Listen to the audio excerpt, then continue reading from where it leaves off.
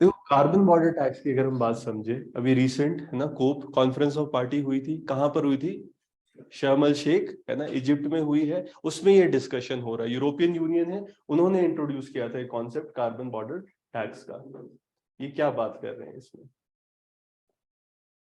अगर इसको समझने को, अभी देखो ये न्यूज में क्यों चल रहा है? एक कंसोर्टियम है, ग्रुप ऑफ कंट्रीज है, बेसिकली जो डेवलपिंग कंट्रीज है वो इस चीज को अपोज कर रही है, कार्बन बॉर्डर टैक्स को। अभी जो कोप में हुआ था इजिप्ट में, यहाँ पर डिस्कशन हुआ था।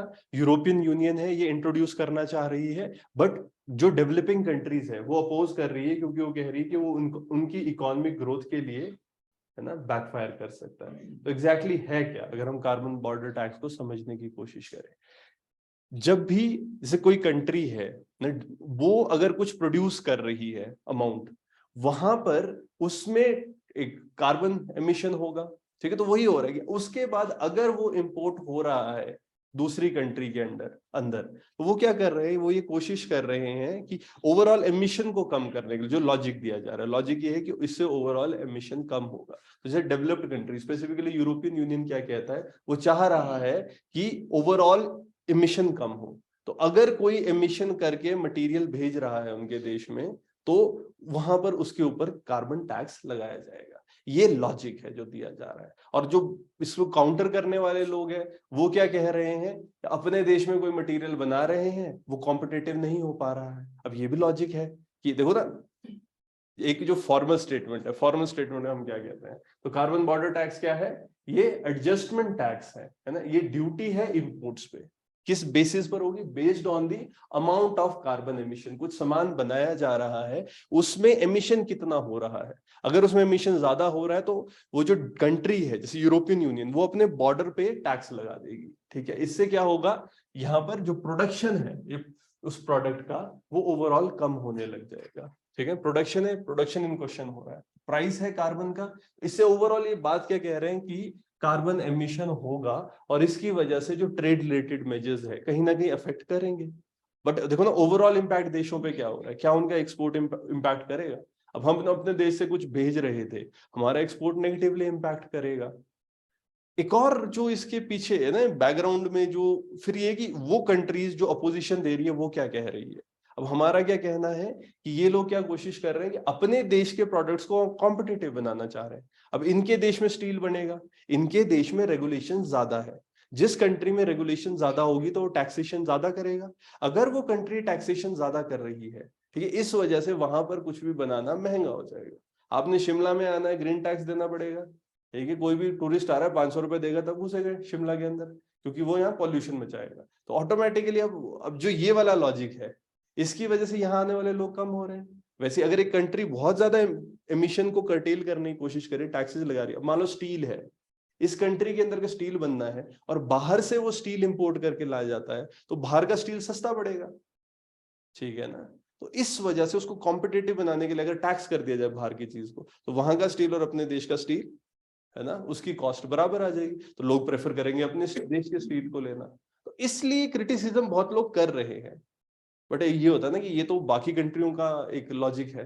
जैसे बेल्ट एंड रोड इनिशिएटिव है, उसको हम लोग कहते हैं है ना कि वो कोशिश कर रहे हो, स्ट्रिंग ऑफ पर्ल्स को ज्यादा बढ़ाने की कोशिश कर रहे हैं। वो क्या कहते हैं, ये एक डेवलपमेंटल प्रोजेक्ट है। तो वैसे यूरोपियन यूनियन क्या कह रहा है कि हम देश में ओवरऑल एमिशन, अपने कॉन्टिनेंट में एमिशन कम करना चाहते हैं, और जो हाईली एमिटिंग, जहां एमिशन ज्यादा हो रहा है उसको कम करना है। तो कार्बन बॉर्डर टैक्स की जब हम बात कर रहे हैं, तो प्रपोजल जो है किसने लाया है? हमारे यूरोपियन कमीशन है ना, ये यूरोपियन ग्रीन डील इसके अंडर आ रहा है। ये क्या कह रही है कि यूरोप पहला क्लाइमेट न्यूट्रल कॉन्टिनेंट बनाना चाह रहे हैं 2050 तक, ठीक है? तो क्लाइमेट न्यूट्रल कॉन्टिनेंट का कॉन्सेप्ट ये लेके आ रहा है, जिसके लिए ये ओवरऑल एमिशंस कम खुद के भी कर रहे हैं, और बाहर से भी जो इंपोर्ट कर रहे हैं उसमें ये कम करना चाह रहे हैं। तो कार्बन बॉर्डर टैक्स है, ये इंप्रूवमेंट की तरह देख रहे हैं नेशनल कार्बन टैक्स के ऊपर। नेशनल कार्बन टैक्स क्या होता है? जब देश के अंदर, ठीक है ना, इसमें क्या होगा, फी जो गवर्नमेंट इंपोज करती है किसी भी कंपनी पे,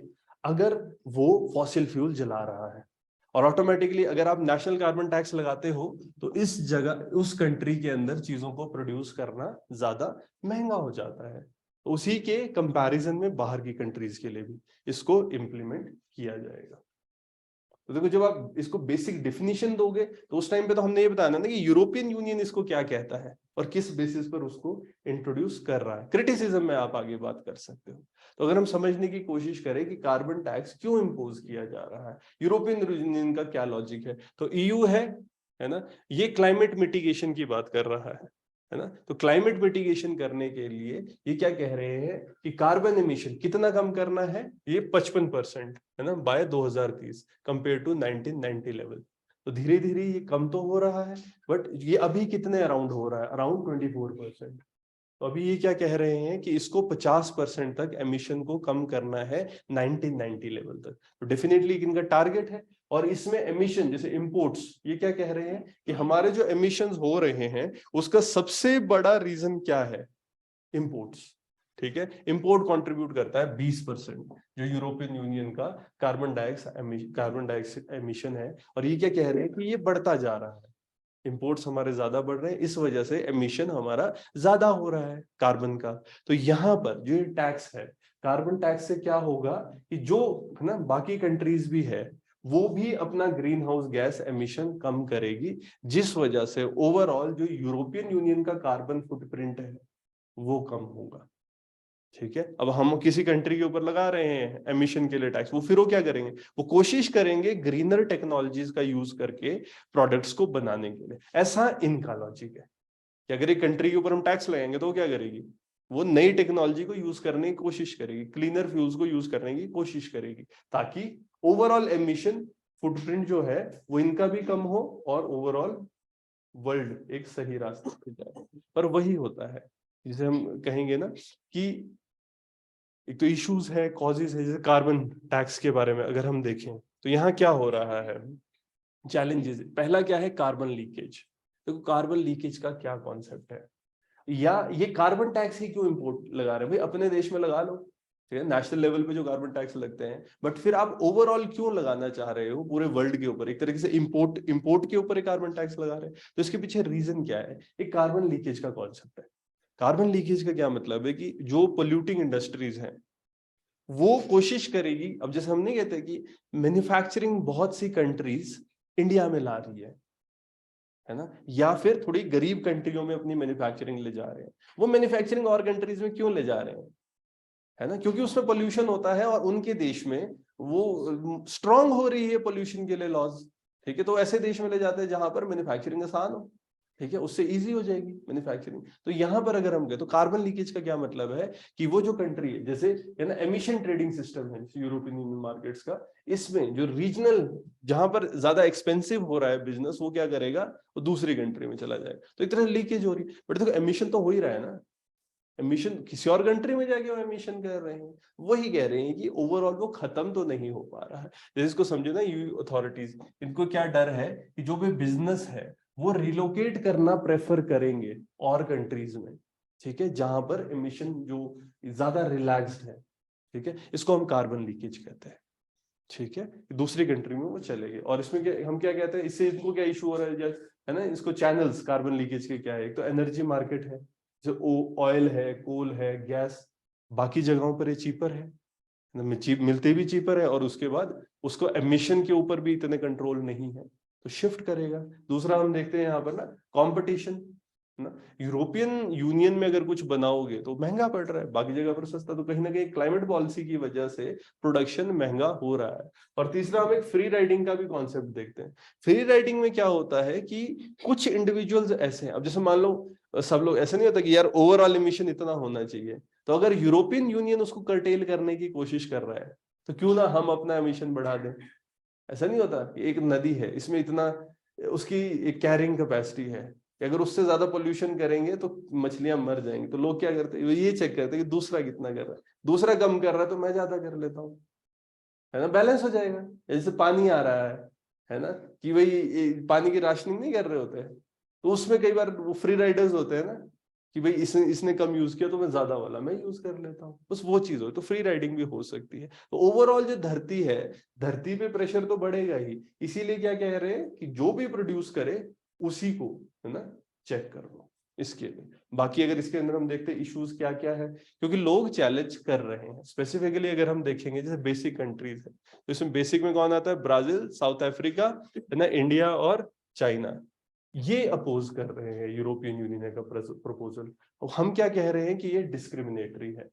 ठीक है, एक नॉर्मल कॉन्सेप्ट होता है जो हमने पहले ही बात करी, कॉमन बट डिफरेंशिएटेड रिस्पॉन्सिबिलिटी, है ना, सीबीडीआर। सीबीडीआर में क्या होता है कि कॉमन रिस्पॉन्सिबिलिटी सबकी, मतलब कार्बन डाइऑक्साइड एमिशन कम करना है, लेकिन इसमें डिफरेंशिएटेड रिस्पॉन्सिबिलिटीज है कि जो कंट्री जितना कर सकती है, आरसीबी बोलते हैं कि विद रिस्पेक्टिव कैपेबिलिटीज। अब हर कंट्री की जो रिस्पॉन्सिबिलिटी है उसको अलग माना जा रहा है।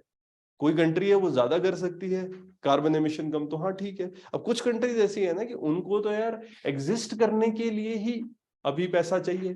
ठीक है, तो अगर एग्जिस्ट करने का इशू आ रहा है तो उस टाइम पर ये कहा जाए। तो इस तरीके से हर कंट्री देखो ओवरऑल कम कर रहा है, बट इसमें होता है कि जो डेवलपिंग कंट्रीज है वो अपना एमिशन ज्यादा कम करे, सॉरी डेवलप्ड, और जो डेवलपिंग है उनको थोड़ा सा गैप दिया जाता है कि आप थोड़ा टाइम ले सकते हो, आप थोड़ा एमिशन कर सकते हो, क्योंकि कुछ लोग ऑलरेडी डेवलप्ड है।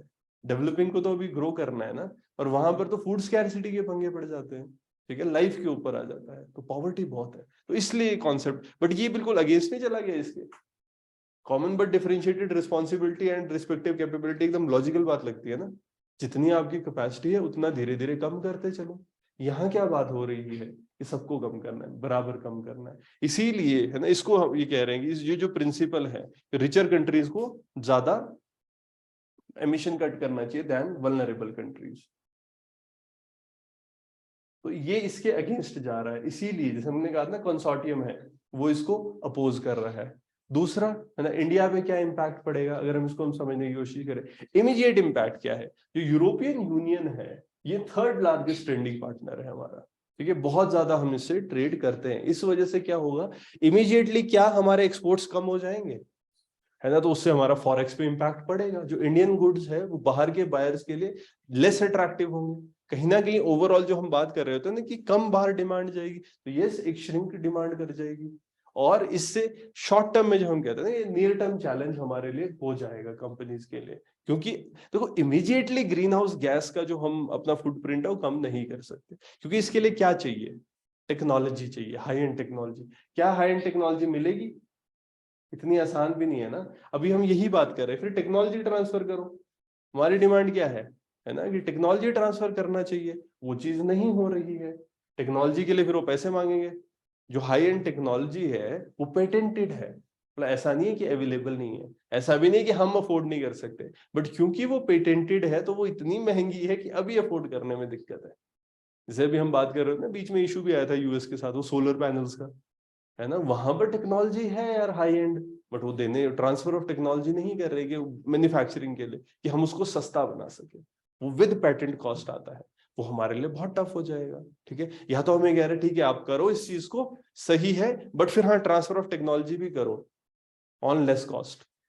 ठीक है ना, तो वो चीज तो नहीं हो रही है, तो एक इशू। इसके अलावा अगर हम देखें तो नॉन कंसेंशुअल है ये बात। जैसे राय डिक्लेरेशन है, ये क्या कहती है, जैसे ईयू का नोशन होगा कि कोई भी स्टैंडर्ड कुछ भी हम यूज करेंगे ना इन्वायरमेंट का, ये सबकी कंसेंसस से होता है। जब भी कुछ होता है एक ग्लोबल कंसेंसस से होता है। जैसे आर्टिकल 12 है राय डिक्लेरेशन का, ये क्या कहता है, standards applicable to developed countries can not be applied to developing countries and in this process a consensus should be done।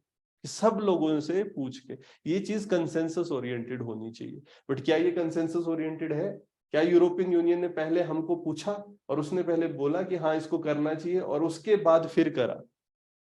ये एक इशू है, ये कंसेंसस ओरिएंटेड नहीं है। दूसरा अगर हम कहेंगे, एक ना जो क्लाइमेट चेंज रिजीम की जब हम बात कर रहे होते हैं कि क्लाइमेट चेंज रिजीम क्या है, वो लोग जो कंट्रोल करते हैं क्लाइमेट के चेंज को, जैसे ऑर्गेनाइजेशंस है, यूएनएफसीसीसी है, United nation framework convention on climate change, उनका काम है ये देखना ना। पेरिस में हम डिस्कशंस कर रहे हैं, बट यहाँ क्या बात हो रही है कि ओवरऑल रिजीम को ही चेंज करने की कोशिश करें कि वो किसके हाथ में कंट्रोल रहेगा। जैसे ग्रीन हाउस गैस कितना होना चाहिए, है ना, इसके ग्रीन हाउस गैस इन्वेंटरीज जो है इंपोर्टिंग कंट्रीज के ऊपर, तो जो ऑलरेडी हमारा ग्रीन हाउस गैस एमिशंस की इन्वेंटरीज चल रही है ना, उस पे जिन लोगों का कंट्रोल है, इसको बिल्कुल ही अलग कर रहे हैं और ओवरऑल क्या करने की कोशिश कर रहे हैं, अपने रिजीम ही चेंज कर रहे हैं। ठीक है, तो यहाँ पे नॉट ओनली प्रोडक्शन, इसमें इशू क्या आ रहा है, देखो एक प्रोडक्शन बेसिस नहीं इन्होंने रखा, इन्होंने एक कंजम्पशन बेसिस रखा है। प्रोडक्शन बेसिस क्या होता है, जहां पर कुछ प्रोड्यूस हो रही है चीज, तो जब वो प्रोड्यूस हो रही है उस टाइम पर कितना एमिशन हो रहा है उस हिसाब से लगनी चाहिए थी, है ना। जो उसको कंट्रोल करने के लिए जो रिजीम का मतलब जो कंट्रोल करने वाले लॉज रूल्स हैं, ठीक है, जो देख रहे हैं, यहाँ क्या हो रहा है, प्रोडक्शन बेसिस की जगह कहाँ कर रहे हैं, कंजम्पशन बेसिस। कंजम्पशन का मतलब क्या है कि वो जो कंट्री जो उसको कंज्यूम कर रही है, जहां अब यूरोपियन यूनियन में वो जा रहा है वहां पर वो टैक्स लगा रहे हैं, ठीक है ना कि प्रोडक्शन लेवल पे हो रहा है। तो ओवरऑल एक रिजीम ही चेंज, अदरवाइज क्या होता है, जैसे ना यूएन लीगल रिजीम्स है, जैसे मॉन्ट्रियल प्रोटोकॉल देखते हैं, है ना, ये सब नेशनल एक्शन देखते हैं, मल्टीलेटरल डेवलपमेंट असिस्टेंस देखते हैं, इसके अलावा नहीं एक पैरेलली एक रिजीम बनाने की कोशिश कर रहे हैं, और जिसका कंट्रोल किसके पास है, क्या इसका कंट्रोल यूनाइटेड नेशन के पास है, मेन इसमें कौन है, यूरोपियन यूनियन, ठीक है। बाकी अगर हम इसमें देखें, जो हमारा, जैसे हम भी ये बात कह रहे हैं कि ये कंट्रीज क्या करने की कोशिश कर रहे हैं, हम इन पे जो आरोप लगा रहे हैं, जो चैलेंज हम बोल रहे हैं प्रोटेक्शनिज्म का है, कि ये क्या कोशिश कर रहे हैं, बोलने को तो क्लाइमेट चेंज है ना, तो कि बाहर से डिस्गाइज है क्लाइमेट चेंज की, बट अंदर ये क्या कोशिश कर रहे हैं, प्रोटेक्शनिज्म की। इन्होंने, जैसे हम वो लॉजिक कहते हैं ना कि जैसे कोई डोमेस्टिक गुड्स है ना, वहां पर ये जब कार्बन कॉस्ट लग रही है तो वो महंगा हो गया, और एक जो इम्पोर्टेड गुड है वो डेफिनेटली सस्ता हो रहा है क्योंकि उस पर ये कार्बन कॉस्ट नहीं लग रही है। तो ये क्या कोशिश कर रहे हैं कि यहाँ पर एक कार्बन कॉस्ट लगा देंगे बॉर्डर पे, और फिर उस वजह से दोनों की कॉस्टिंग बराबर आ जाएगी या इसकी थोड़ी महंगी हो जाएगी। इससे क्या हो रहा है, ये अपनी कंट्री के जो प्रोडक्ट्स हैं उनको प्रोटेक्ट करने की कोशिश करिए, बस ये बात हो रहा है ना, कि इससे कहीं ना कहीं क्या हो रहा है, क्या ये प्रोटेक्शनिज्म कर रहे हैं, गवर्नमेंट की पॉलिसी जो रिस्ट्रिक्ट करे इंटरनेशनल ट्रेड को, ताकि उनकी डोमेस्टिक इंडस्ट्रीज इंप्रूव करें। तो कहीं ना कहीं छुपे रूप से ये ऐसा कर रहे हैं, ये क्वेश्चन किया जा रहा है, और इसकी वजह से क्या होगा, इन प्रोटेक्शनिस्ट डिवाइसेस की वजह से जो एक कंपटीशन है फॉरेन कंट्रीज से वो कम हो रहा है। ओवरऑल ये अपनी लोकल इंडस्ट्री को शील्ड कर रहे हैं, और इसको हम एक टर्म दे रहे हैं ग्रीन प्रोटेक्शनिज्म, ठीक है। इन्वायरमेंट के नाम पर अपनी इंडस्ट्रीज को ये प्रोटेक्ट कर रहे हैं, तो इसमें ग्रीन प्रोटेक्शनिज्म इनके ऊपर ना कहा जा सकता है। फर्दर अगर हम बात करें ना कि इंडिया है, हमको क्या करना चाहिए या हमारे ऊपर कितना असर पड़ रहा है, अगर सच में समझा जाए ना, देखो ये मेनली ना हमारे ऊपर इतना इम्पैक्ट नहीं डाल रही, ये अभी एग्जैक्ट फोकस किसके ऊपर है, जैसे रशिया है, चाइना है ना, ये टर्की है, ये मेजर एक्सपोर्टर्स है, और स्पेसिफिकली किस पे कार्बन एक्सपोर्ट किस पे हो रहा है, अगर आप स्पेसिफिकली देखो, ये ना स्टील है आपका, एल्यूमिनियम है ना, स्टील और एल्यूमिनियम जो ईयू को जा रहा है, मेनली इसको टारगेट करते हुए काम हो रहा है। तो इंडिया के ऊपर फिलहाल अभी इतना इम्पैक्ट नहीं है। और जो ये बात कही जा रही है, जैसे हमको अगर इश्यूज हो रहे हैं, हमको क्या करना चाहिए, हमको बेसिकली इनके साथ जैसे पहले भी हमने ऐसा किया है, बायलेटरली इश्यूज को हम सेटल कर सकते हैं, ऑलरेडी यूके के साथ हमारा बहुत ट्रेड है, पहले भी इन्होंने फाइटोसैनिटरी मेजर्स लगाए थे हमारे, फाइटोसैनिटरी में जैसे हमने अपने मैंगो भेजे, वो क्या कह रहे हैं कि जो मैंगो है, मैंगो में फ्रूट फ्लाई है, उस वजह से हम नहीं खरीदेंगे। फिर बातचीत हुई थी और हमने कहा था, बेसिकली इशू क्या होता है ना, जैसे मान लो फ्रूट फ्लाई चलेगी इनके देश में, तो क्या होगा, वो वहां पर फैल जाएगी अगर, तो ऑलरेडी उसके लिए कोई वहां पर, जैसे जहां क्या कोई कीड़ा होगा उसके लिए उसके पेस्ट खाने वाले भी होते हैं उसको, ठीक है ना, या वहां पर अगर वो ऐसा ना हो तो वो इन्वेजिव स्पीशीज की तरह काम कर सकते हैं, इस बेसिस पे फाइटोसैनिटरी मेजर्स लगते हैं, ठीक है। तो उस पर हमने बायलेटरली टॉक्स करी थी, फिर बाद में हटा दिया गया था। तो वही कह रहे कि इन्हीं हमारा इतना नहीं है अभी एक्सपोर्ट्स जो कार्बन, क्योंकि हम तो अपने देश में उसको यूज कर लेते हैं, इतना हमारे एक्सपोर्ट्स इनके साथ नहीं है इन एस्पेक्ट्स में, हमारे बाकी एरियाज में। तो हमको क्या करना चाहिए, बायलेटरल डिस्कशन करनी चाहिए, और दूसरा ये जो है ना क्लीनर टेक्नोलॉजी की एडॉप्शन है, इस पे हमको काम करना चाहिए, और हमको यस इनसे बातचीत करनी चाहिए और क्लीनर टेक्नोलॉजीज लेने की कोशिश करनी चाहिए ज्यादा, ठीक है। बट हाँ, ये क्लीनर टेक्नोलॉजी तब आएगी अगर ये असिस्टेंस देंगे न्यूअर टेक्नोलॉजी पे, ठीक है। अदरवाइज हम लोग जैसे डेवलपिंग कंट्रीज है, ये एक डिसएडवांटेज में है। बाकी अगर हम समझने की कोशिश, इंडिया है ना, इसको क्या करना चाहिए, हमको ओवरऑल एक बायलेटरल अप्रोच पे चलना चाहिए, जो कंट्री अपना इंटरेस्ट पहले देखती है, इंडिया को ये देखना चाहिए कि हाँ कहाँ इश्यूज आ रहे हैं, हमारे को इतना फर्क नहीं पड़ रहा है, ठीक है। तो अभी हम क्या कर, जहां जहां फर्क पड़ रहा है हम एक प्रॉपर डिस्कशन कर सकते हैं, अपने पॉइंट्स दे सकते हैं, फिर क्या होता है उसके बेसिस पर ना कंट्री को एक वेवर मिल जाता है कि ठीक है आप डेवलपिंग है। जैसे कुछ जगहों पर डब्ल्यूटीओ में क्या हुआ था, हमने जब ये सब्सिडीज का इशू चल रहा था ना, तो हम एमएसपी देते हैं, तो उन्होंने क्या कहा था कि आप दे सकते हो, तो हमको एक वेवर दिया है, ऐसा नहीं है कि वो लोग कुछ टाइम के लिए उन्होंने वेवर कर दिया, पीस क्लॉज कहते हैं कि ना, कुछ टाइम के लिए वेव कर दिया हुआ, तो ऐसा हो सकता है। तो इमीडिएटली जैसे अभी क्या हो रहा है ना, ग्रुप सा बन गया जो इसको अपोज कर रहा है, तो कि क्या हमको उसमें घुसना चाहिए, तो बहुत से लोग ऐसा कह रहे हैं कि इंडिया को इसमें इन्वॉल्व नहीं होना चाहिए। ठीक है, ये एस्पेक्ट्स रहेंगे।